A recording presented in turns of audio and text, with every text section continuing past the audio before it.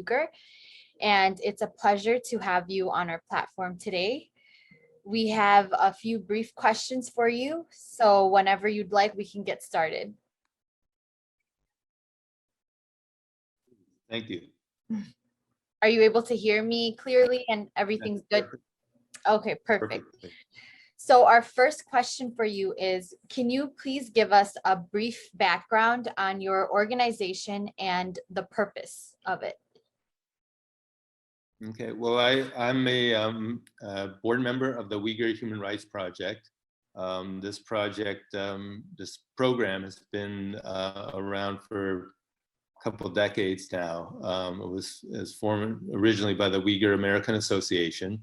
And we basically are the research organization that provides information on Uyghur life, Uyghur genocide, Uyghur human rights for the UN, for the US government, for the United Kingdom, and for the UN. So basically we are a research firm that basically helps with human rights for the Uyghur people.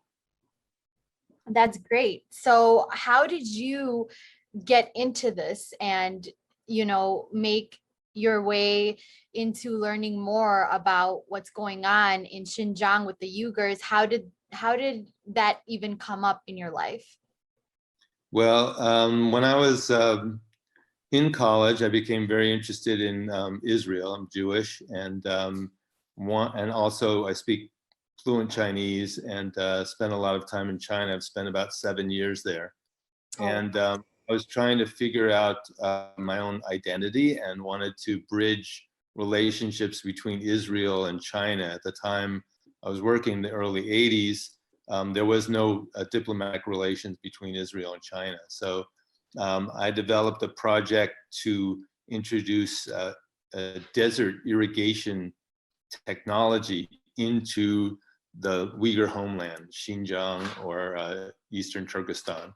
And I was there and started in 1984, and Xinjiang region only opened up to foreigners and foreign trade in 1985, in October 1st of 1985. So I wound up going to the Chinese Academy of Sciences, the Desert Research Institute in Xinjiang, and helped them put on the first international conference ever in the region.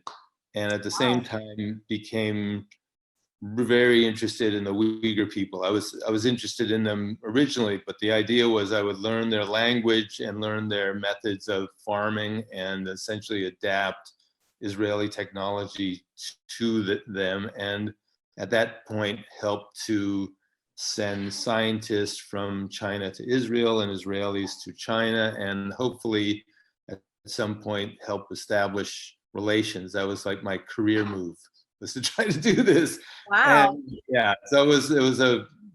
Were you successful? It took a long time, but just being there in 1985 and putting this on gave me a lot of credibility with the Chinese government. And when I came back in 1989, I basically, right after finishing that project, I started graduate school for my PhD at Harvard University and went back to do my research right after the Tiananmen Square turmoil, massacre, whatever it's called. And I was one of the only foreigners that was going back to China. At that time, Harvard threatened to kick me out of the school for going back to China, but my advisor was saying, this is the perfect time, go, don't worry about it, just go there. So it was pretty lonely. I stayed in a hotel that was filled with tourists, and when I went there was basically only me in the whole hotel. That's where the Chinese government agreed to let me stay. So I did my research there on Uyghur nationalism, while essentially also looking at agriculture and other things like that. But I mainly became interested on the conflict between ethnic Chinese, or the Han population, and the Uyghurs. And that's what I wrote my dissertation and book on. Oh, wow. So you actually lived in East Turkestan for a while. Yeah, I lived there for almost 2 years totally. once, 1984, 85. I spent 3 months at the what was called the Central Institute for Nationalities, and it became the Central University for Nationalities in Beijing. And this is where all the basically young children who were either being groomed as party officials or music troops, for all the nationalities, all the minority people of China. So it was a fascinating place to be, but there were severe restrictions on me staying there. And it took several months for me to kind of navigate Chinese bureaucracy to get into the school. There were no foreigners at the school. And the previous year, there had been a food riot at the school because a lot of the Muslim students thought that the food they were getting was not halal, and they had a riot, and so they decided that they would no longer have foreigners there.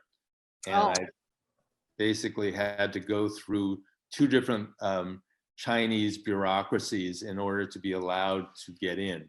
But then when I went there, I had one Uyghur teacher who came to my room. I wasn't allowed to have classes with the students. I wasn't allowed to eat with the students. I wasn't allowed to go to the library. So I was pretty much isolated in this this dormitory. Wow. And I would sometimes read outside, and then I met a lot of students and got to go to their dormitories and things like that. So it was pretty difficult. I commend your bravery, though. You stuck it out still, even while, seeing that they're treating you differently than the other students there. I can tell you that you can't imagine the difficulty. In Xinjiang was one of the least developed regions at that time when I went out there in January of 1985. And I stayed in a dormitory. I worked basically putting on this conference and teaching English to all of the scholars, all of these scientists. Oh, wow. And many of them had only been released from work camps. These are Chinese scholars in the maybe early 1980s, 1982, who had been essentially sent out into work farms as scholars, as scientists, and didn't get back until the early 80s. So many of them were shell-shocked, essentially, like having PTSD, trying to rebuild their careers. And it was a very difficult time for everybody at this institute, trying to come back after sometimes 10, 12, 15 years of being sent off to the countryside to do hard work.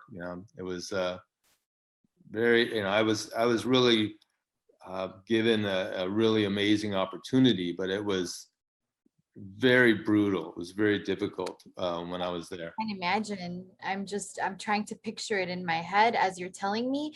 But what I'm really shocked about is that the communist ways of, the government in China, they've been actually going on since that time, since 1980. No, this is the treatment of the Uyghurs and that region.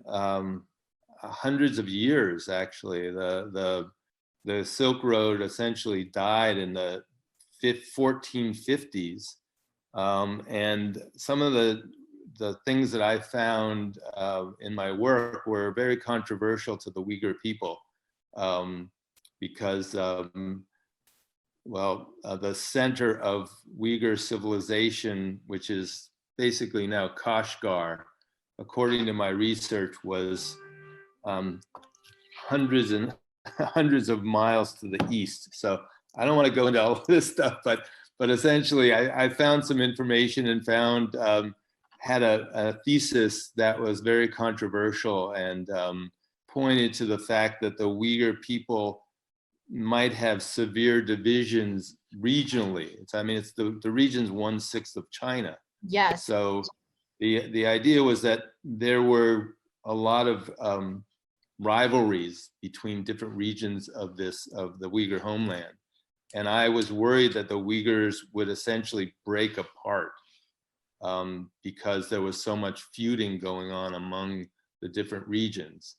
But of course, what's the treatment that they've received from the Chinese government really since the 1980s, but this has been going on for 50, 100 years of a lot of difficulties with Chinese governments before the communists took power and afterwards. But the communists tried to develop this region by sending lots of ethnic Hans to the region to help with development. So from 1949, when they took power, they sent more and more and wound up being, 6-7 million Chinese, Han Chinese from the interior of China out to this region.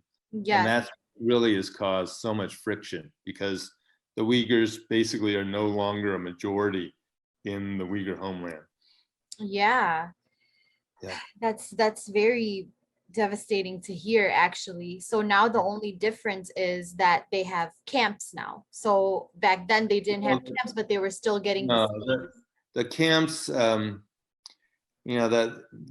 it's been a matter of policy that's escalated since the time I was there. Really has escalated since Tiananmen Square in 1990. So it's about 30 years that the distrust has grown and grown. I mean, in 1985, when it opened, the government was trying to make overtures to the Uyghur people to allow them to have a cultural flourishing, to start rebuilding mosques, to symbolically, the signs, advertising signs and propaganda signs always had Mandarin Chinese characters on top and then Uyghur, the Arabic or the modified Persian script below.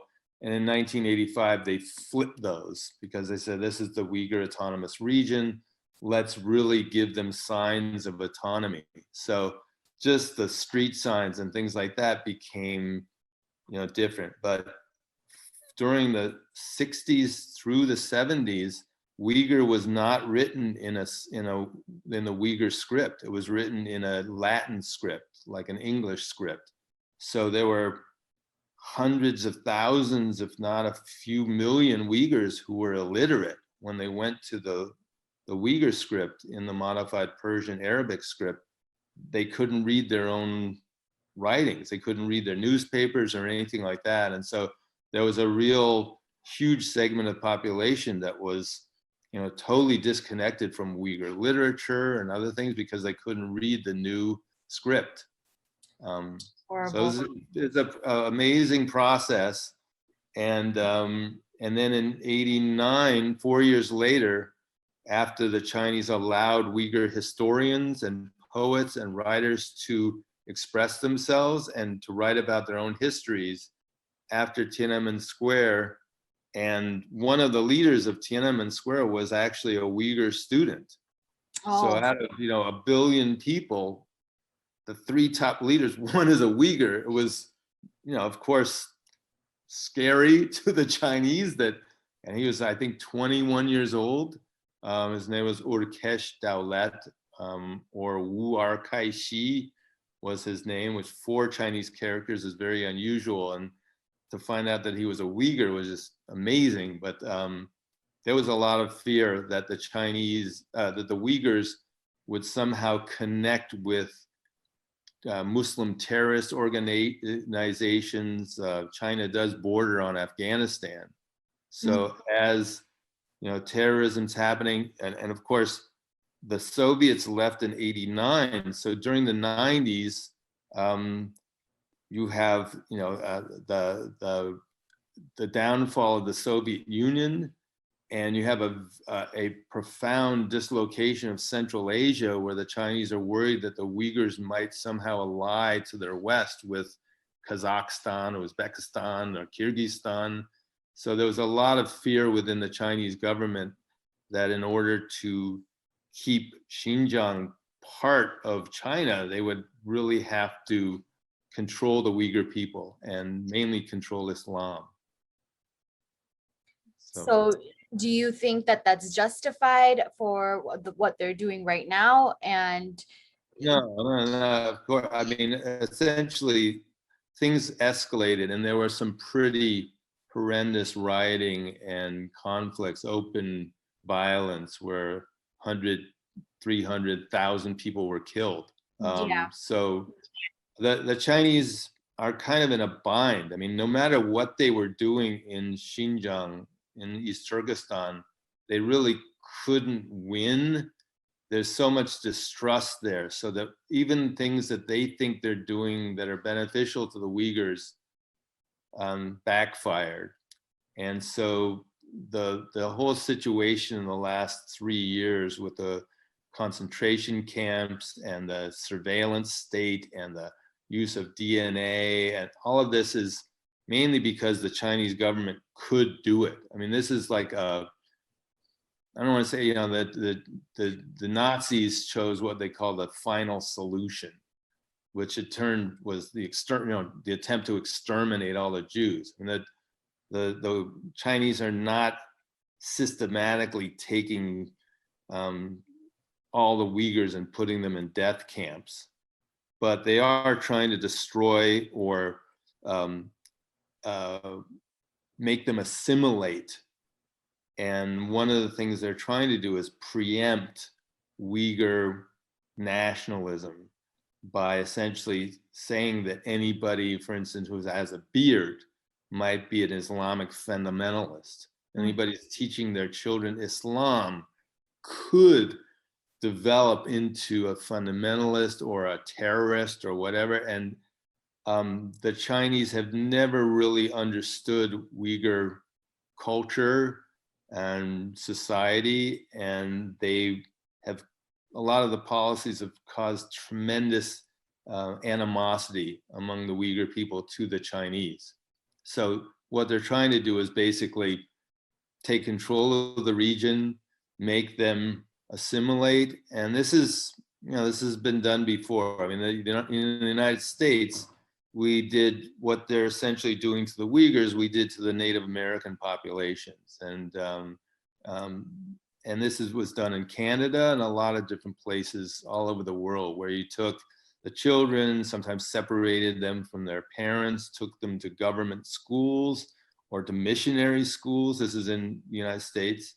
And when the kids were there in these schools, they weren't allowed to learn their own languages. So when they got back home, they were essentially so assimilated that they couldn't even speak to their parents. And so similar things are going on now with the Uyghurs, and these camps are essentially trying to, the Chinese, to re-educate them so that they don't focus anymore on their own religion, that they focus on just being Chinese or nationals of the Chinese state, citizens of China, and not focus on what makes them separate or different. And so it's a campaign that many nation states have tried to do, including Turkey. And it's one of the reasons why the Turks say, you know, what the Chinese are doing is very similar to what the father of modern Turkey, Ataturk, did to the Turkish people. He broke their connection with Islam to a large extent. He turned mosques into museums.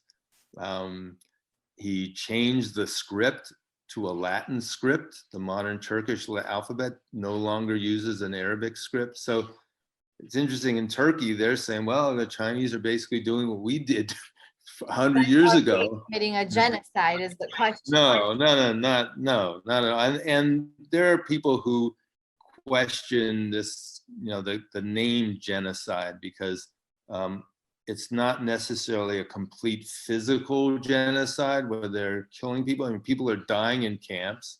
A lot of the intellectuals are dying in camps, but they're not necessarily putting them in ovens and, you know, burning them up. There is some, you know, horrendous stuff going on. The Chinese have done organ harvesting, which most people can't imagine, which is they basically would blood type people, and so many people were having transplants, Chinese, in Shanghai, Beijing, Guangzhou, that they were looking for organs, and sometimes would extract organs from political prisoners, from Uyghurs, and use them in transplants. And sometimes, you know, we've heard killing political prisoners and extracting their bodies, organs while they're still warm. I mean, Yes. really Yes. horrible. Yeah, Horrible. I recently read about that too, and how these organs were being sold to different countries as well, like Saudi Yeah, Arabia, and you know, people were making profit off of living human yeah. beings. I mean, So this happens in India. Whole villages will sell their, say, you know, you have two kidneys, they'll sell one yeah, of the kidneys.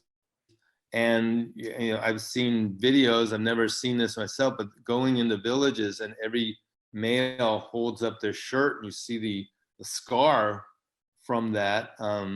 But this is going on with the Falun Gong in Chinese, some of the um, spiritual practices that were a little bit out of unusual when China's medical infrastructure, their hospital infrastructure in the countryside fell apart. A lot of people started practicing a type of Taoist, Buddhist type of meditation that had some questionable theories behind it. And the Chinese government became very afraid of this group and millions of people, and basically persecuted them and put them in prison. And some of them also have organ harvesting. There's some pretty disgusting stuff going on, really horrendous. yeah, the forced sterilizations Yeah, and much more. yeah, So you know all of that, so it's not like it's something new. You already know what's going on there. yeah. So how do you think that we can put an end to this genocide? Do you think that like the Muslim community and the Jewish community can come together and make changes and stop this Yeah. genocide, or do you just think it will be going on continuously, unfortunately?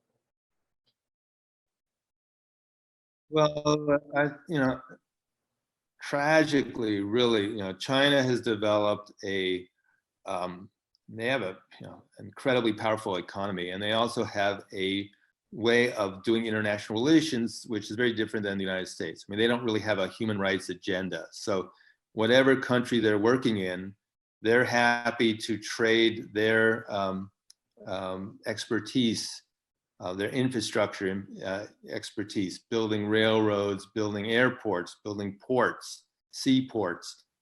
They're very happy to go into any country, no matter what the government is, and exchange that for natural resources, because China needs natural resources to build itself. And that's one of the reasons why it's kind of, you know, starved for, you know, it's got such a huge economy, so many people, that it really uses, like the United States. I mean, we use like, I don't know, 75% of the world's oil. So we were importing it, now we're producing it ourselves. But the idea is that that China needs these resources, and so it's built up friendly relations with so many countries around the world, and that buys their support in the UN. So so that's very difficult. And a lot of the Arab nations have not been supportive of the Uyghurs and don't even know about the Uyghurs. Yes. I know someone that you know as well, Tahir Amin Uiguria. He went after leaving China, after leaving Xinjiang. He went to Israel because he was very interested in the Israeli homeland and the recreation of you know, Hebrew, and the preservation of the Uyghur people in exile. And he found that among the Jewish people in Israel, he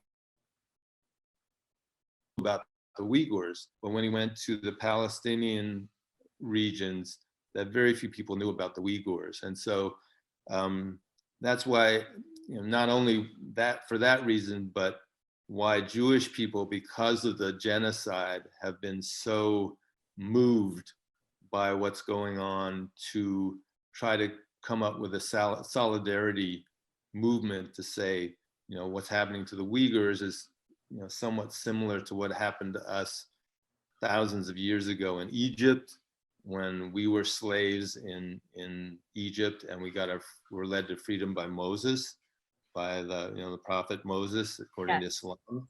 But also, that we as a people went through this in the Holocaust, and we don't want this ever to happen again. So a lot of people, it's gotten a lot of support among Jews, and I think that's one thing that could be effective to change Chinese policies. Having that comparison of, you guys, the Chinese are essentially like the Nazis, what they're doing to the Uyghurs. Oh, yes, exactly. That's radically changing world opinion about China. Yeah, I see that, and I'm very happy to see that too. And this is going to be, you kind of touched upon this throughout this interview, but this is our last and final question. It is, what is your end goal? What do you hope to see in the world? What do you want to gain from your organization? And what outcomes do you foresee? Please enlighten us. Well, let me just tell you a little bit about what we've been doing as far as this Passover, which is going on right now. The idea was to build a Jewish Uyghur solidarity movement, and there's 3 organizations primarily that are involved in this, we call it a Passover Seder movement, or the Jewish Uyghur Passover movement, which involves the Uyghur Human Rights Project, which is in Washington, D.C. There's also the Jewish World Watch, which is an organization, Jewish organization that focuses on crimes against humanity and human rights abuses of all people, not just Jews, but Jewish organizations are part of this Jewish World Watch, and they provide aid to Muslims, Christians, Jewish peoples all over the world that are facing human rights violations. And then there's another group of students and recent graduate college students called the Jewish Movement for Uyghur Freedom. And that was started in the summer. So basically, I had connections with all 3 groups, and we all came together really in November, December. And one of the ideas was to put on a Passover Seder, which is Passover is a holiday that Jews used to commemorate when we were slaves in Egypt. And it basically has us have a meal together, and there's symbolic foods, and it essentially helps us understand this movement from slavery to freedom as led by Moses. So we thought, well, what if we do this and include the Uyghur genocide and what's happening to the Uyghur people as part of this Passover, to raise the awareness of Jews around the world of what's happening to the Uyghurs. So that happened in a very, very short time. This all came together. I mean, basically in 3 months or so, 3 or 4 months. Yeah. And the response was unbelievable. So that's been that movement. And I think what we wanted to do was form this very broad-based coalition, which we thought would take maybe several years. And with Zoom and with the situation getting so severe in Xinjiang among the Uyghurs, it came together in huge numbers. And this Passover Seder is, and my wife and I did a presentation to a synagogue in Mexico that then in turn fed their Zoom ID to all the conservative synagogues throughout Latin America. Wow. And that included about 200,000 people. And we're also aligned with the World Union of Jewish Students, which has almost 1 million people. So it basically just could spread and spread over Zoom and over internet very quickly. So we don't know how many people actually did a Uyghur Seder. My family did one last night. That was so sweet. You were mentioning that to me earlier. It was so nice to see. Right. We really need more people like you in the world to, bring bring people together, especially when it comes to, you know, different religions as well. So Right. So that's I mean, one of the things we did is we brought in a lot of Uyghur voices. We heard from individuals, Uyghurs, who said, you know, having this Seder where we set out a chair, an empty chair for a Uyghur guest who couldn't participate. And this was actually done during the 70s, 60s and 70s, into the 80s and 90s. This is movement was called the Free Soviet Jewry Movement. There were about 2 million Jews in the Soviet Union that were not allowed to leave and were also not allowed to practice Judaism, were under tremendous pressures, were persecuted, some were sent off to Siberia. And, you know, essentially the movement, to some extent, I mean, over 1 million Jews have left the Soviet Union and Russia and moved to Israel. But Gorbachev, the leader of the Soviet Union, said that the movement, the Free Soviet Jewry movement, was one of the things that brought down the Soviet Union. So I don't know if we can actually, you know, I don't know the intention is that, but it's really to stop China from persecuting the Uyghurs, to essentially allow them freedom within their homeland. I mean, it was very different from Jews in the Passover. We were leaving slavery in Egypt and going to the Holy Land, to, you know, to Israel, to the Palestinian homeland, you know, that Jewish homeland. And the Uyghurs want to have freedom within their homeland. They want to come out of exile. And one of the things about the Passover Seders, we consider it our key to survival in exile, that Jews did this Passover Seder for, you know, at least 2,000 years. oh And wow. so when the Jews were expelled from the Holy Land in 70, you know, about almost 2,000 years ago, this was done every year, and every year we would say, you know, next year in Jerusalem, when we'd finish the Passover Seder. This year we say next year in Jerusalem, next year in Kashgar, you know, for the Uyghurs. Oh, But it's mainly that the exiles will come back to their homeland, just like the Jews eventually, after expulsion, came back after almost 2,000 years back to Israel and, you know, created the modern state of Israel. So basically, we're hoping that Uyghurs who have been prevented from being united with their families, and I personally, because of my work with the Uyghurs and the fear that the Chinese had of my work with Uyghurs, I was banned from China. So I didn't find out about it for many years, but in 2002, I worked on a book project that the Chinese became worried about, and they banned all of the authors who were foreign authors. And there was one Uyghur and one Israeli scholar involved as well. But we were, all of us, banned from ever going back to Xinjiang and working in the Uyghur homeland. So I've been back to China a couple of times, but I'm no longer able to go there, and I'm not allowed to, when I'm there, to connect with my Uyghur friends or my Uyghur teachers.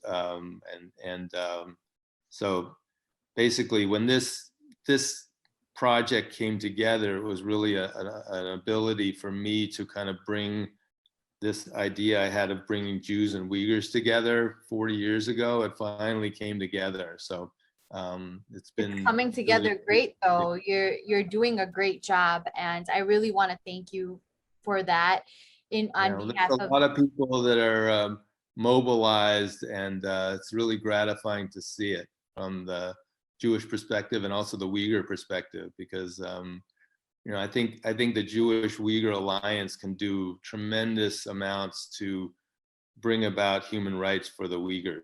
I really do. So I really hope so. Yeah. So that's our hope, and we're not going to stop. I mean, this is going to continue for many years if needed.